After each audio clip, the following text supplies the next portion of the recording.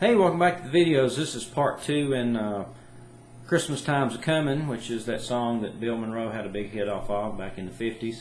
And this is the B part. The B part of the song is just a tad shorter as far as the number of melody notes go, and it won't take us long to get through it. So I'll just give you a zoom of the fingerboard here, and we'll get to it. First, let's start with the rhythm. And the song goes to the second octave, which is another set of notes higher. So in the key of G, I'm going to have a really hard time singing it like Bill would in G, but I'll sing the low octave version of the melody. Can't you hear them bells ringing, ringing, joy all to hear them ringing. When it's snowing, I'll be going back to my country home. So there's the rhythm for the song. Now, where are we going to find the melody notes? As I said before I started singing, the melody jumps from a low G to a high G, which would be your fifth string, is the nearest location for an octave note for G. Your third and your open fifth are both G's, are an octave apart.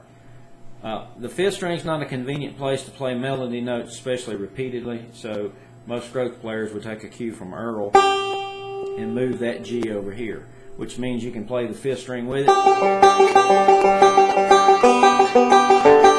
Play any kind of roll pattern you like, and you'll have a doubling of G, which gives it a little more strength too. So let's sketch out the basic melody line for the B part from the vocal. Can't you hear them bells ringing, ringing?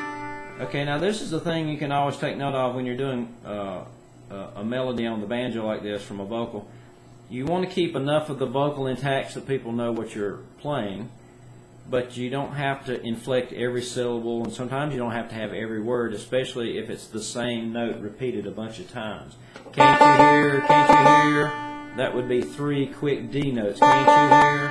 I'm going to kick out one of the notes, can't you hear, and make 2 quarter notes out of that, which is taking a little artistic license with the melody, if you want to think about it that way.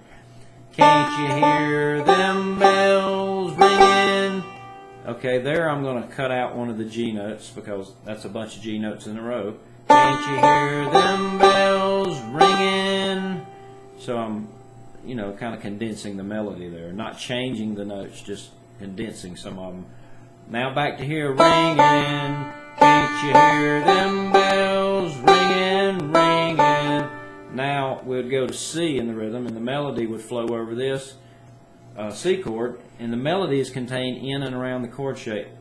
Joy all, and that would be joy all, hear them, and again I'm going to condense those 2 notes. Joy all, hear them ring. Now it's going to be the open first string for ring, and the second syllable ging, ringing. Ring, ring, ring. So you're basically just cycling through the 2 fretted notes out of C position plus the open first.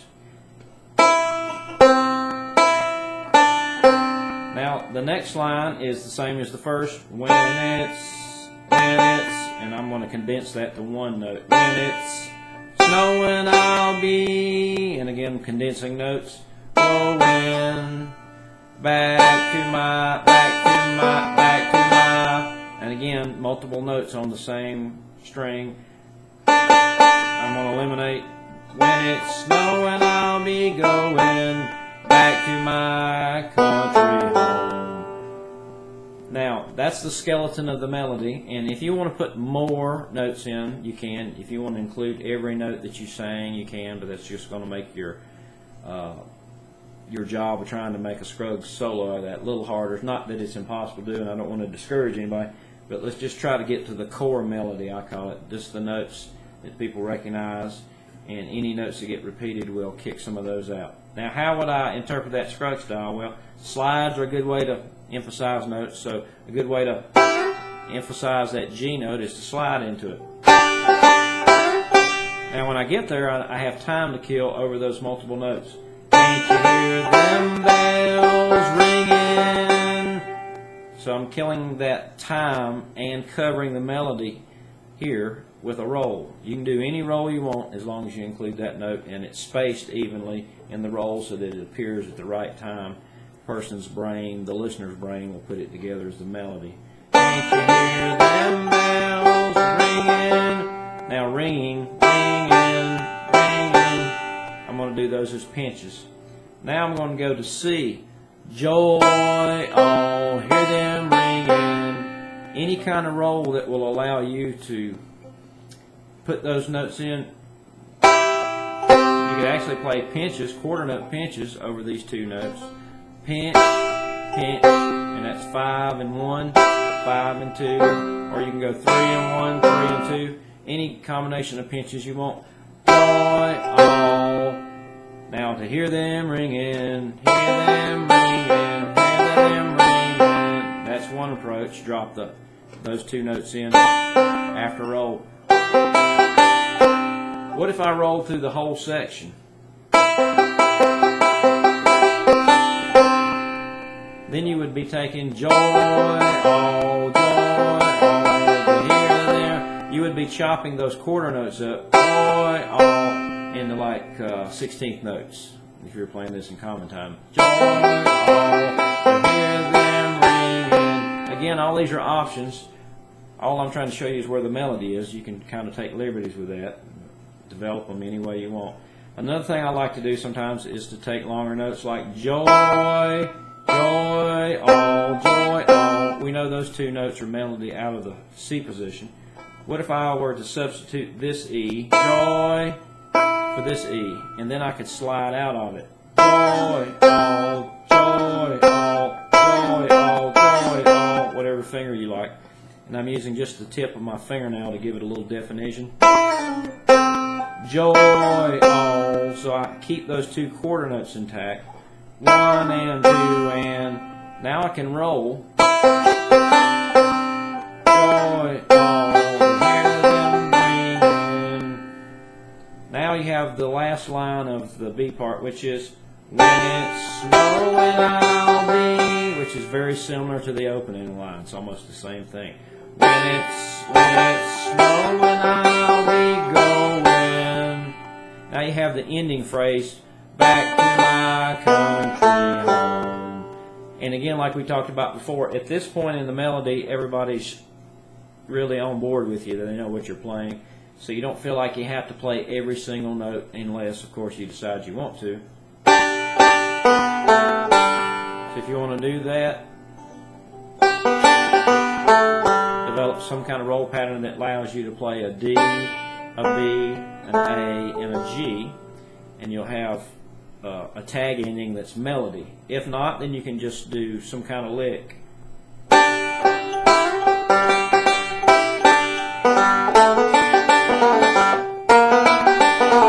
Any kind of standard G tag lick will fill that little section in.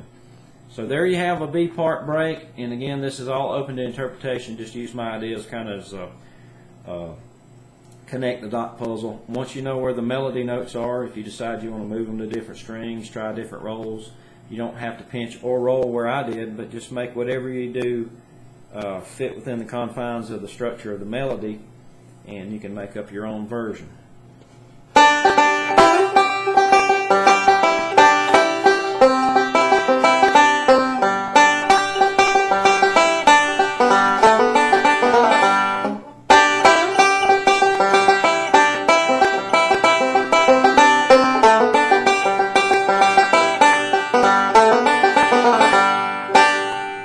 So there we have the whole tune. Now, what can we do for fun here? Well, another thing we could take a look at in the video is playing an up the neck break. So for time purposes, because it'll take me a lot longer in this video to cram all this in, I'm just going to play the positions and kind of talk you through it as quickly as I can so we don't wind up with a 30-minute video.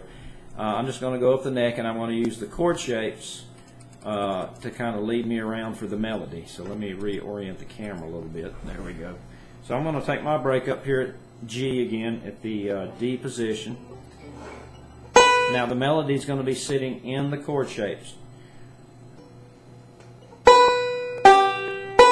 the first and second string are my primary melody strings. So if you want to shorten the whole chord into the Cumberland gap position, Now you're going to go up to the 12th fret because you don't have enough room to reach this note. You're still in G, 1 and 2 and a 3 and a 4 and a, so we got a measure there. I'm just going to use the chord shape itself, and if you want to use the whole shape or partials, you can. Now the song goes to D. You could do that out of the bar chord. First and second string is your melody string, and then you need this note, which is what we call a dominant 7 sound. I'm going to go to the D shape here, which is that position. Play the second string, third string, back to the second, and then if I do this, I can make a 7th chord out of that F shape position. So that's a D dominant 7. Now if I put that together,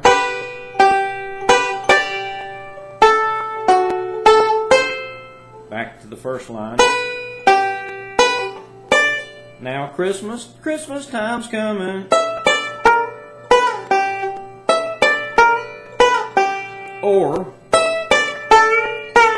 you could do the Earl choke method. I'm going 14-12. Christmas time's coming. Now if I put all that together, and again I'm not going to tell you what roles to play, but just think about patterns that allow you to embed the first and second string, which are your two primary melody notes, through the first part of the song. And then when you go to D, whatever D you choose, it'd be the first and second would be your melody notes, or the second and third string of this D chord would be your melody notes, and both of them lead you to that note, which is a C note, which would be a flat 7 note for that D chord, which gives you D7. So I'm just going to kind of make up some rolls, and again, just do what you like.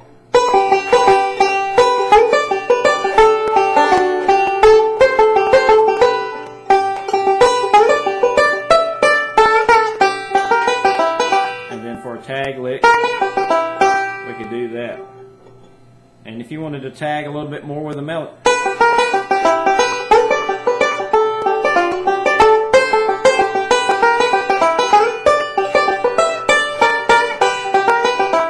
then you can mix a little more of the Scruggsism in. And so if you want it to be not wholly melody as much as we did before, you know, not try to find every single note, you can leave out even more of it. I'd advise you to find the pure melody first out of the positions. First string, second string, and you could do some of those slides like we did, you know, the E note out of to the C position. You could try that too. Alright, now when the melody goes to the next octave, if you want to keep that same mindset, that means you're going to have to really, you're going to have to go all the way to 17 for your third octave G.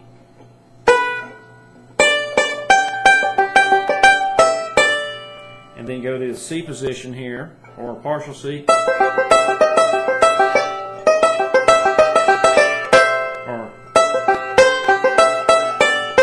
Same notes. Let's make it Scruggsy.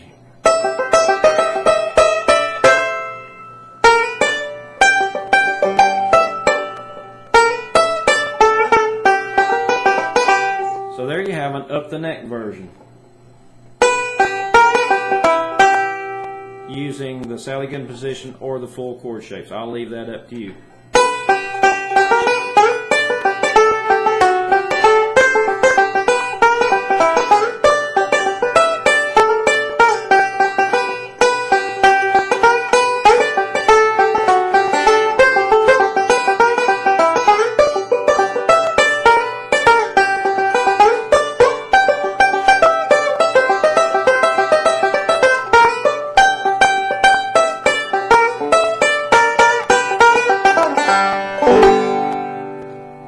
Open to interpretation, kind of have some fun with it, moving in and out of the positions like you want, but just remember, try to find the melody first in the positions, and then you can assemble the rolls.